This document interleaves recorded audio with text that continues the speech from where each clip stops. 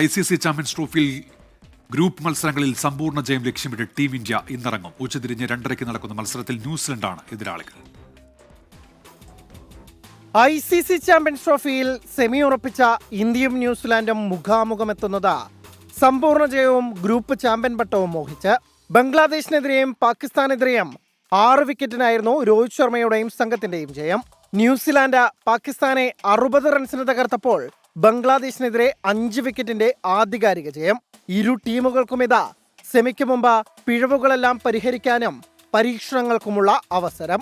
രോഹിത് ശർമ്മയ്ക്ക് പരിക്കേറ്റെന്നും ശുഭമാൻ ഗിൽ അസുഖബാധിതനെന്നും റിപ്പോർട്ടുകൾ വന്നെങ്കിലും ഇരു താരങ്ങളും നെറ്റ്സിൽ പരിശീലനത്തിനെത്തിയത് ആരാധകർക്ക് ആശ്വാസ വാർത്തയാകുന്നു. ഇവരിൽ ആർക്കെങ്കിലും വിശ്രമം അനുവദിക്കുകയാണെങ്കിൽ ഋഷഭ് പന്ത് ആദ്യ 11-ലെത്തും. ഇതുപോലെ ബൌളിംഗിൽ മുഹമ്മദ് ഷമിക്കും കുൽദീപ് യാദവിനും വിശ്രമം അനുവദിച്ച ഹർഷ്ദീപ് സിംഗിനും വരുൺ ചക്രവർത്തിക്കും അവസരം നൽകുമെന്നും റിപ്പോർട്ടുകളുണ്ട്. ആദ്യ 2 കളികളിലും ഓൾറൗണ്ട് മികവിലായിരുന്നു ന്യൂസിലാൻഡിന്റെ ജയം. രജിൻ രവീന്ദ്രയും ടോം ലാദവുമാണ് ബാറ്റിംഗ് നിരയിലെ താരങ്ങൾ. ക്യാപ്റ്റൻ മിച്ചൽ സാന്റ്നർ ബൌളിംഗ് നിരയെ മുന്നിൽ നിന്നും നയിക്കുന്നു. അതേസമയം 2 മത്സരങ്ങളിൽ വെറും 6 റൺസ് മാത്രം കണ്ടെത്താനായ കെയ്ൻ വില്യംസന്റെ ഫോമിൽ മാത്രമാണ് കിവികളുടെ ആശങ്ക.